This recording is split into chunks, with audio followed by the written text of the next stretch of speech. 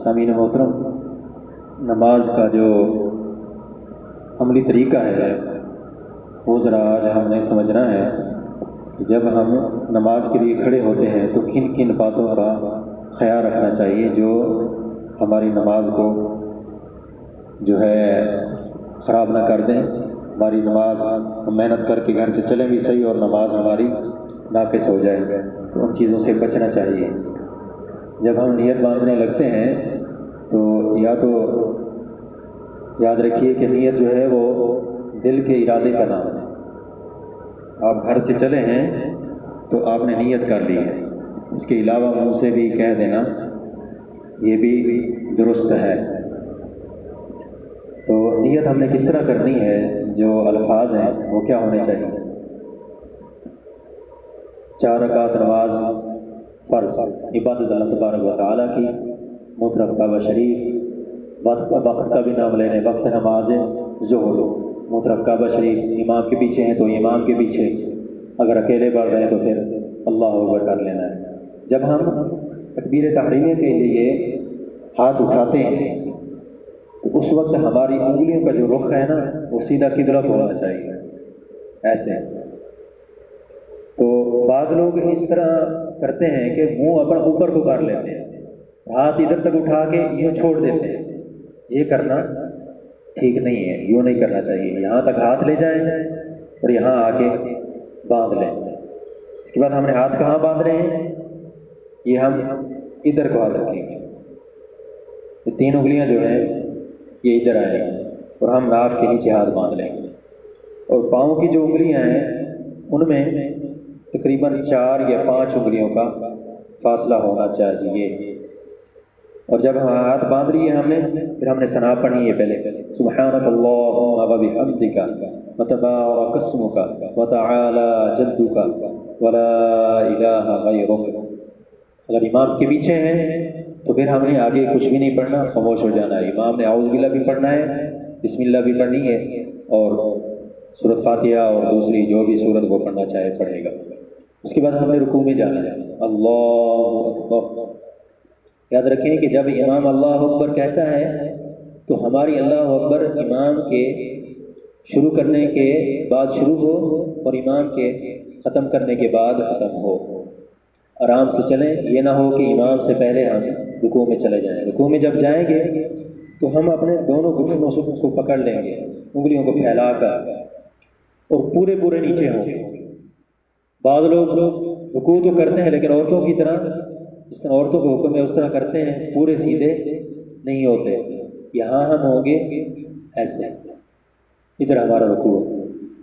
اگر ہم یوں کر دیں گے تو یوں کرنا جو ہے وہ ٹھیک نہیں ہے، پسند نہیں ہے شاید۔ ہم ادھر سیدھے کھڑے ہوں گے، ادھر سبحان ربی العظیم، سبحان ربی العظیم، سبحان ربی العظیم۔ یہ 3 مرتبہ ہم کہہ کے یا 5 مرتبہ کہہ کے ہم کھڑے ہوں گے۔ سمع اللہ لمن حمدہ۔ ادھر جب ہم کھڑے ہوں گے، یہ یوں کھڑے ہونا اس کو کہتے ہیں قوما۔ اگر ہم سیدھے کھڑے نہ ہوئے، بعض لوگ یوں کرتے ہیں رکوع سے، یہ رکوع کیا اس کے بعد اتنے سے کھڑے ہوئے، پورے نہیں کھڑے ہوئے، ادھر تک ہی، اس کے بعد فوراً نہیں چلے گئے سجدہ۔ یوں ہمارا جو ہے وہ قوما رہ جائے گا، چھوٹ جائے گا، اس طرح ہماری نماز نہیں ہوگی۔ اس کے بعد سمع اللہ لمن حمدہ کر کے ربنا لک الحمد ہم نے بولنا ہے۔ اس کے بعد ہم سجدہ میں جائیں گے۔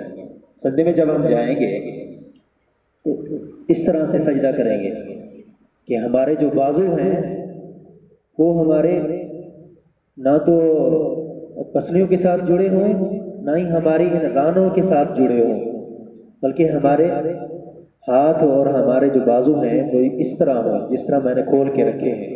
خوب ذہن نشین کر لیں ان کو۔ سبحان ربی الاعلی، سبحان ربی الاعلی، سبحان ربی الاعلی۔ یہ جو سبحان ربی الاعلی یہ تسبیح ہے، اس کو بھی ٹھیک کر کے پڑھنا چاہیے ہمیں۔ اور پیچھے ہو کے پاؤں دکھائیں جی، پاؤں کس طرح رکھے ہوئے ہیں؟ میں نے پاؤں کو اس طرح رکھنا چاہیے، ان کی جو انگلیوں کے پیٹ ہیں نا وہ بھی لگے ہونے چاہیے، بعض لوگ یا تو اس طرح کر لیتے ہیں پاؤں کو یا اس طرح کر لیتے ہیں، صحیح طریقے سے نہیں رکھتے، یہ بھی خیال رکھنا چاہیے۔ اور رکوع کی جو تسبیح ہے نا سبحان ربی الاعلی، اس کو بھی صحیح طریقے سے ادا کرنا چاہیے۔ اچھا ایک سجدہ ہو گیا، اب ہم نے بیٹھنا ہے تو کس طرح بیٹھنا ہے؟ اب دیکھیں کہ پاؤں ہمارا اس طرح سے رکھا ہونا چاہیے کہ انگلیوں کو جو پیٹ ہے نا یہ بھی ساتھ ملے ہوئے۔